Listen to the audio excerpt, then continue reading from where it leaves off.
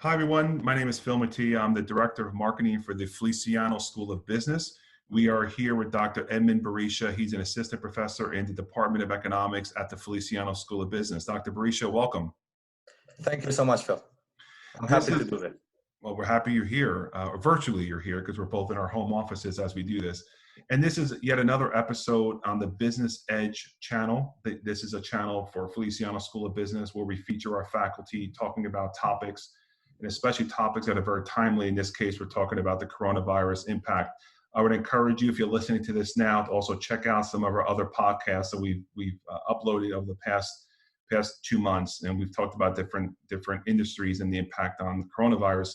The topic today is really timely, as well as very relevant to anyone listening today, especially those that are being affected by the U.S. job market. So we're going to talk about the coronavirus impact on the U.S. job market and get Dr. Berisha's feedback and insights and knowledge share on this topic. But before we begin, just to give a reference point, today is May the 15th. We are about a little over 2 months into this outbreak of the pandemic here in the United States. The latest job figures have been staggering with respect to losses. Yesterday, the announcement was retail had a 14.5% decline in sales for the month of April. So big numbers, large job losses. In April, 23 million people were counted as unemployed, roughly 36 million since the outbreak. So major declines. And sadly, we're an economy now where we're struggling. Also, other states are beginning to reopen. We're both located in New Jersey. Yesterday, the Governor Murphy announced that some things will be opening up, especially like the beaches and parks are opening up. Other states have different levels of reopening. So we're in different stages across all different states. So let's get to the topic at hand, the U.S. job market. So, as I mentioned earlier, latest report was 36 million people unemployed since outbreak. 23 million were counted as unemployed in the month of April. So, Dr. Berisha, can you explain how did we get to this point? Hey, Phil. So all these numbers are a bit devastating because just before the COVID, we were at the unemployment rate of 3.6%, which is considered as full employment. So the economy was doing pretty good, and we were pretty much utilizing all the resources at full capacity. So what I want to highlight is it's very important for an economist to make sure that we are not kind of letting resources not being used. So now, looking at the data, we were pretty confident, and we have been doing these interviews also before. And also, I was pretty confident that the economy is going to keep expanding. But what just happened right now is what we define in economics as a shock. So, and the definition of the shock is something happening that we did not expect to happen.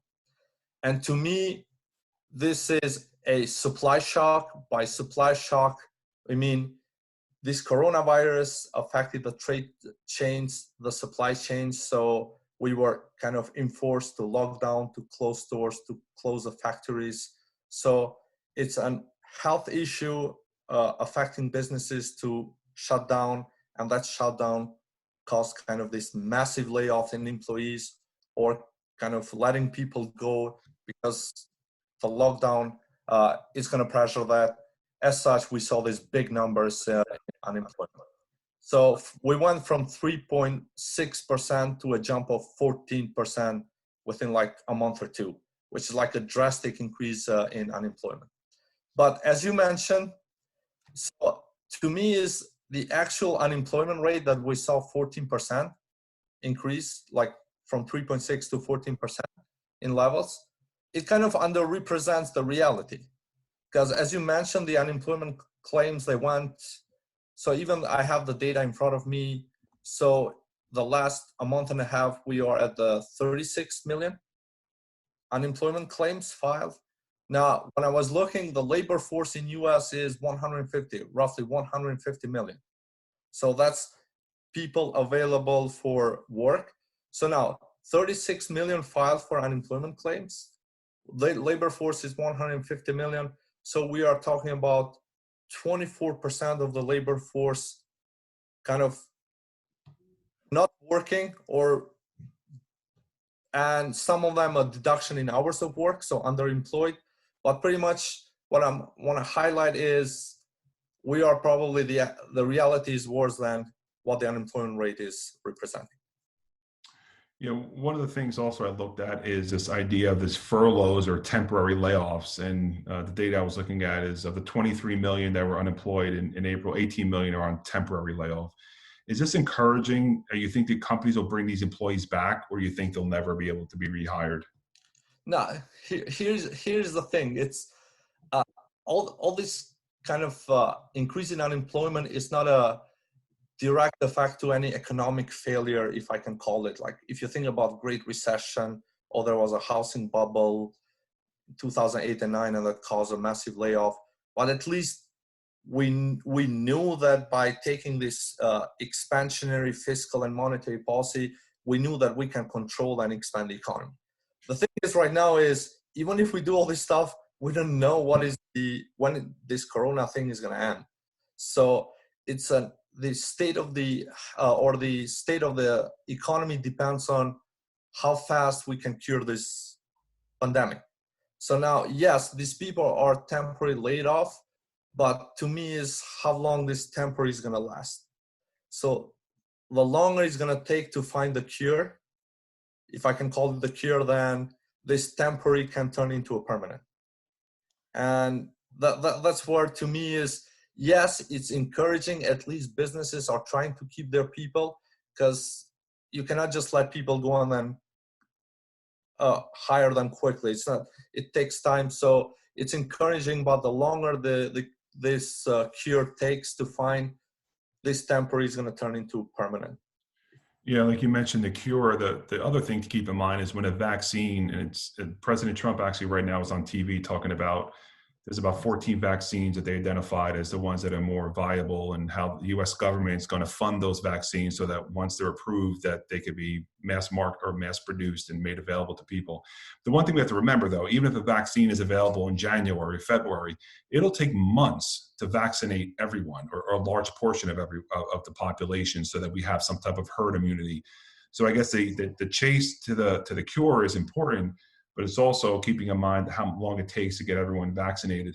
And then especially globally, you know, we're looking at the United States, but this has impacted almost 200 countries. And we could spend hours talking about the impact it's had on other countries, and as opposed to what's going on here. So going back to high unemployment, if unemployment's high, whether it's now or when the country gets back to quote unquote normal, whatever that normal is, what impact will it have short-term and long-term of this high unemployment rate? So now, so from the economic point of view, the reason why we worry about unemployment, because we consider the labor force as a resource. So if to produce something, we need resources. So labor force is a resource. So whenever unemployment rate goes up, what it means is we are not utilizing these resources. So now, from the person point of view, if you are short-term unemployed, so what people do is they kind of panic, they cut right away in consumption because they lose income. And the short-term effect is you can see this drop in consumption, which is going to affect directly businesses because they will lose sales and contracts the economy. Now, the longer this cure, as you mentioned, so even if we find the cure, so it's going to take time to kind of spread the vaccine over the world and over US. So as this short-term unemployment becomes long-term, this is where economy is considered to be a very problematic issue, because the longer you stay unemployed, you lose the skills. And as you lose the skills, your productivity drops as a resource, if I can say it. And then that long-term unemployment can turn into a permanent unemployment.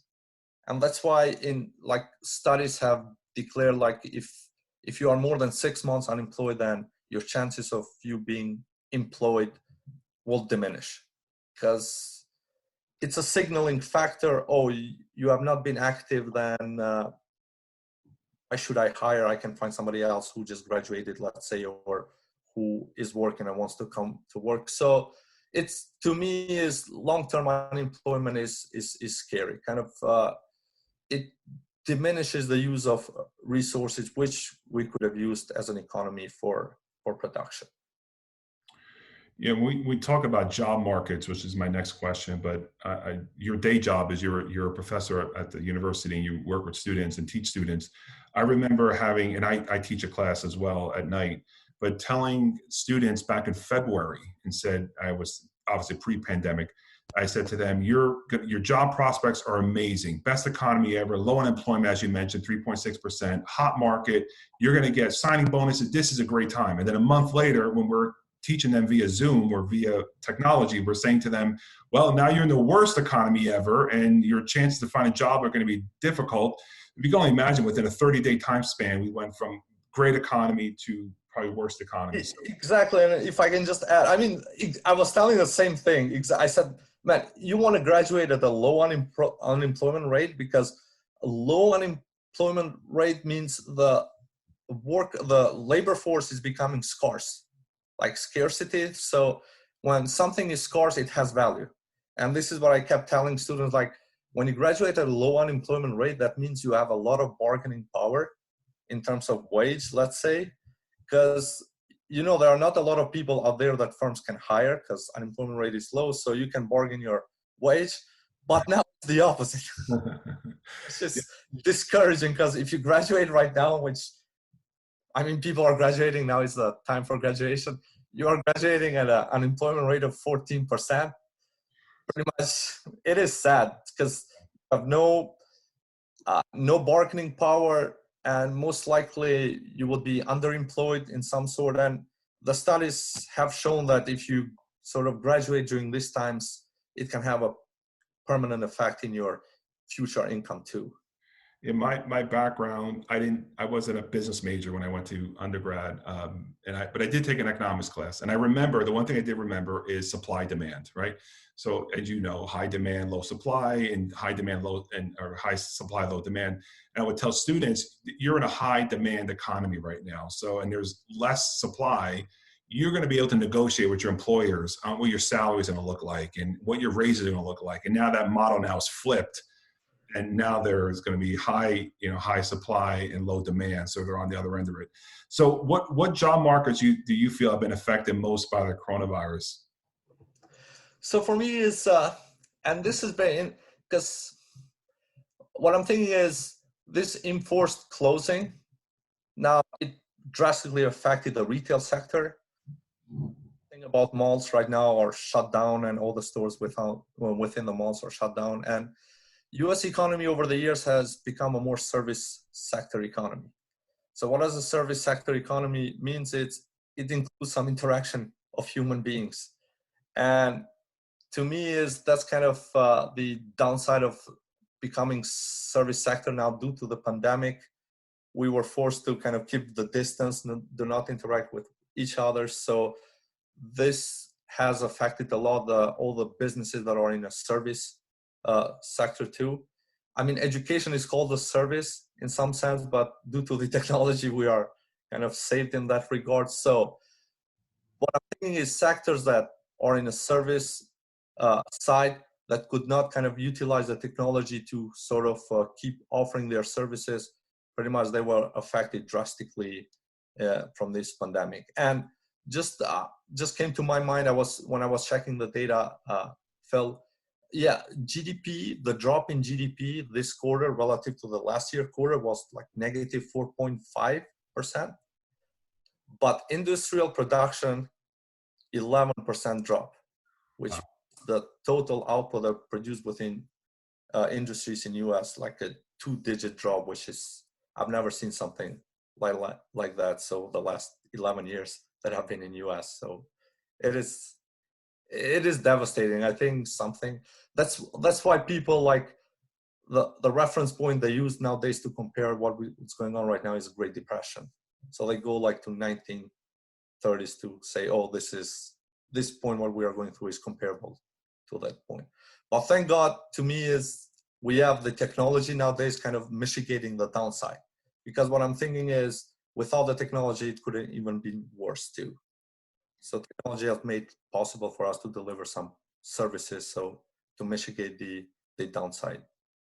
You mentioned 11 years in the U.S. How is your home country doing from where you're from? How they handle it? So it's no the my home country is they were struggling. I mean, initially they were at unemployment rate of 24%. So now, can you imagine? Wow.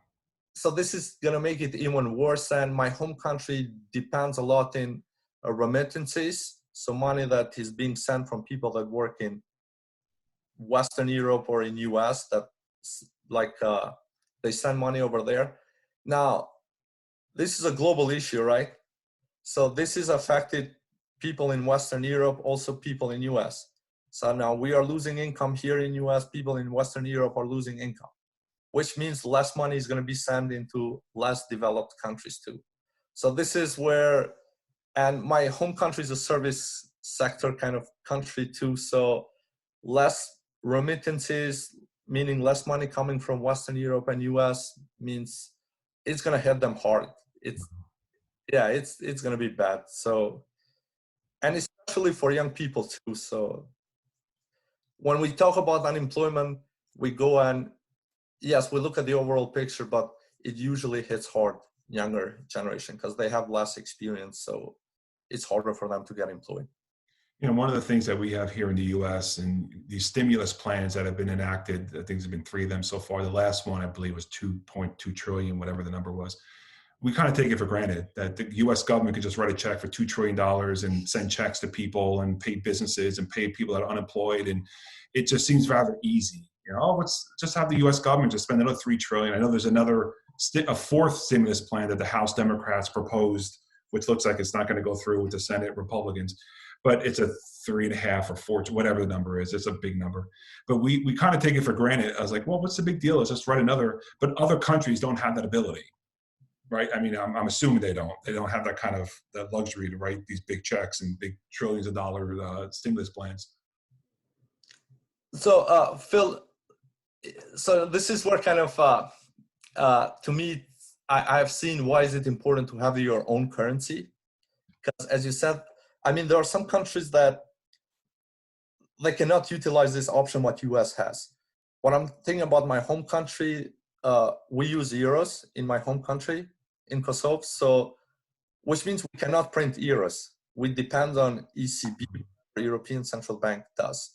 So what I'm thinking is, even if we want to increase money supply through different ways, it doesn't have to be just printing, but like, let's say buying treasury bonds, and we do not have that power. So there are a lot of countries that they do not have their own currency, and pretty much now they cannot mitigate the downsides of what is happening. Whereas US, we have dollar. Dollar is our own currency. We can increase it as much as we want. So that's why it was easier for federal government just to give checks to everybody and at least help people in need. And I believe it was the right time, because if you're unemployed, you lose income. So you need some sort of money to cover the expenses. Well, I mean, the government will have to pay for unemployed either way, whether they give them a stimulus check or they file for unemployment, either way. So it somehow depends on how you want to be proactive enough. And I did a podcast with, he's an alum, his name is Jim Murley. I'm not sure if you know Jim. He's an adjunct professor. He's an alum as well as a donor at the Feliciano School. He's a retired investment banker. And the question I had for him was, so why doesn't the Treasury just keep running more checks? You know, what impact does it have on the average American? Who cares? 2 trillion, 10 trillion, 20 trillion. And he explained to me that it is a problem because your deficit increases and that puts pressure on interest rates. And it does affect the average American over time. Because we as Americans think, what's the big deal? Just keep writing checks. And there's got to be a point where you have to say, well, you're spending too much and it's going to impact on the other side. So, but again, I'm not an economist. Most people aren't. We just think the government has a big piggy bank and just keeps writing checks and giving money to people. So yeah, exactly. So, and many people think like this, and so it's a right way of thinking. It's just the risk we have to take into account is, if I keep giving people money, let's say I keep sending checks every week or every 2 weeks. Now we are in a lockdown, right? So we are not really producing anything. So I'm going to use that check and I'm going to go outside and spend it. So where I'm going to spend probably buy groceries and here and there order things online. So we are dealing with a scenario where people are receiving money, but they are not producing as much as they used to produce. So this increase in demand, decrease in production can be inflationary.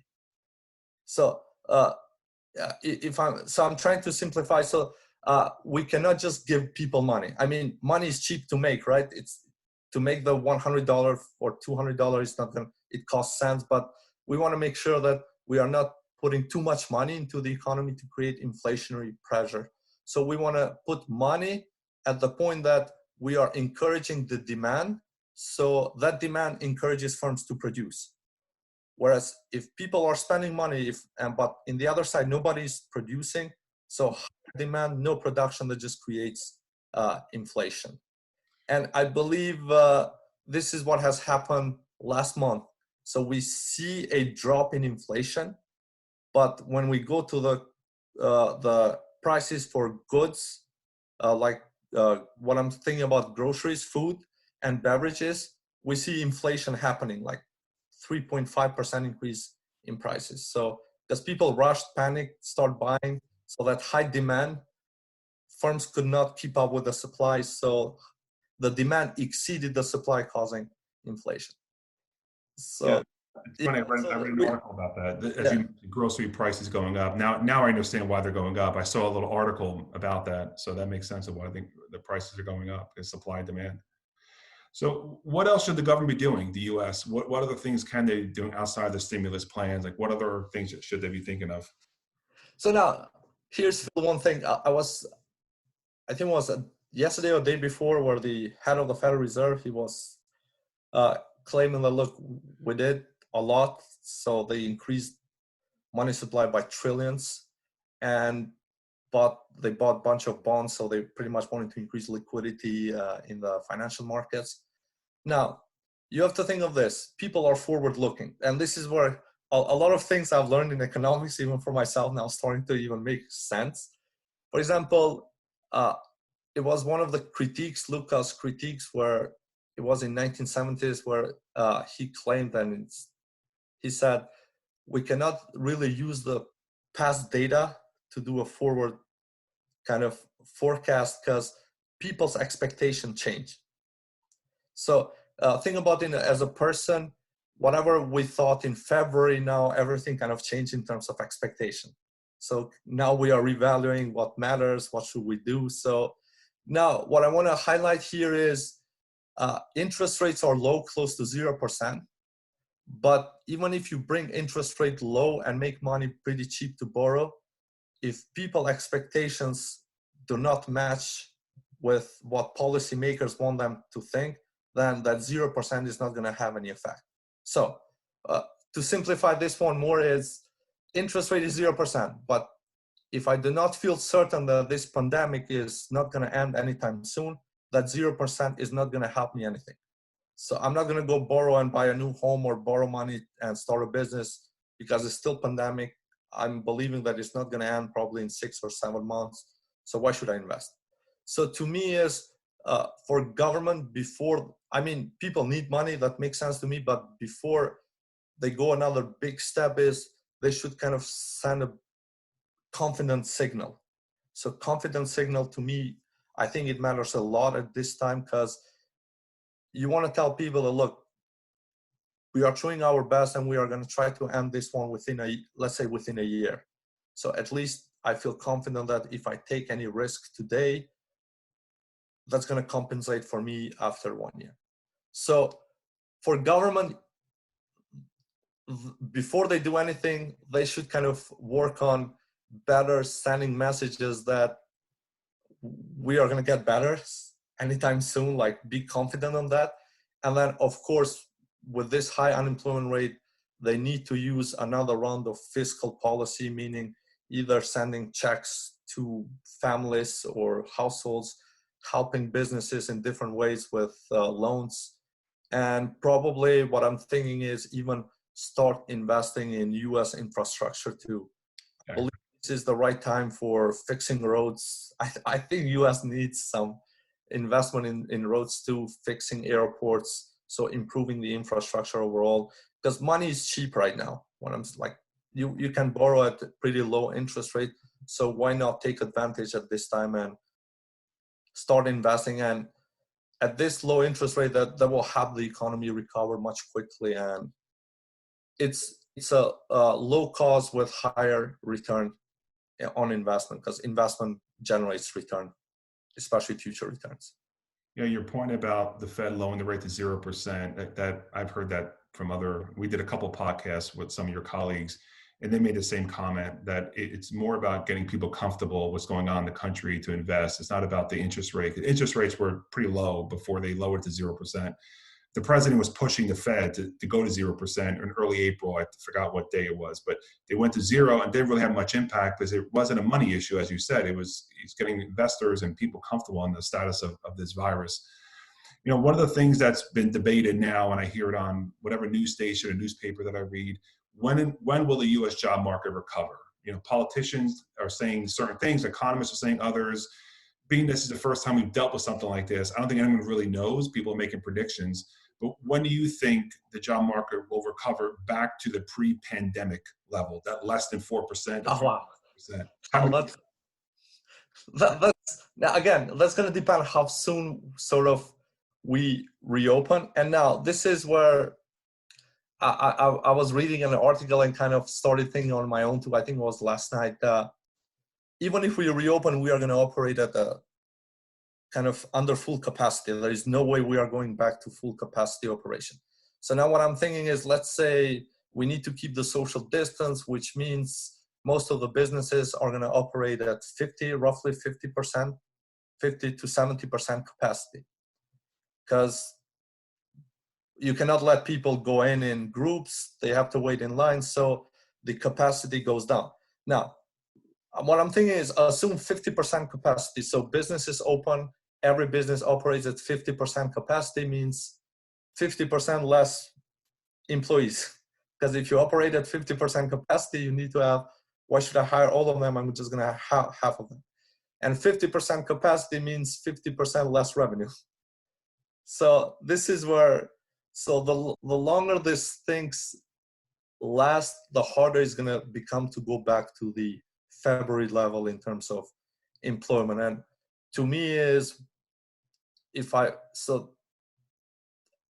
I'm going to say like probably 3-4 years, even that. I'm trying to be optimistic here, because it's going to take some time. And all this, so what I've been seeing is all this, what's going on with working from home now is changing people expectation. Oh, I can do also this stuff from home too. So we are doing this interview from home. So now, can we change the other sectors that are affected from pandemic? Let's say, how flexible are they in terms of utilizing the technology and working from distance, all this stuff. So it's going to be a lot of structural changes in the economy. And now this is going to depend also how flexible people are to adapt to these structural changes too. The more flexible we are, the quicker we can go to full employment. If we tend to say, oh, this is what I have done last 20 years, I just want to keep doing this, then that can kind of slow down the going back to full employment thing. Yeah, I mean, economists have been consistent in what you're saying. They're saying 3 to 5 years. But like anything, as you mentioned, it could change. We don't know if there's going to be a second wave in the fall and the winter. When is the vaccine? When are people going to be vaccinated? What about other countries? Here in the U.S., we can vaccinate ourselves probably a little bit quicker because we probably have more resources than other countries to provide those vaccines. So there's so many variables. And I always find it funny when I hear politicians talking about when their economy is going to recover. And I'm thinking, you're a politician. Of course, if you're running for office, if you're the president, you're going to say it's going to come back early next year because I want re-election. And if you're up against an incumbent, you're going to say, oh, it's going to take a long time. So, but I don't listen to the politicians. I listen to the economists because you all know, based on you're unbiased and you have the data and the research to explain it. But it seems that economists are all at where you're at, 3 to 5 years. But again, it's all ever changing. So, but this was a good talk, Ed. I really enjoyed the conversation, and I'd remind everyone that's listening, Please check us out on the Business Edge. There's several other podcasts available. We're going to do a follow-up with Dr. Berisha probably in about a month from now because things are going to change by tomorrow. So we'll do another one of these talks and get more updates. So Ed, thank you very much. And for everyone listening, thank you for joining us. Thank you so much, Phil. I appreciate it. Thank you.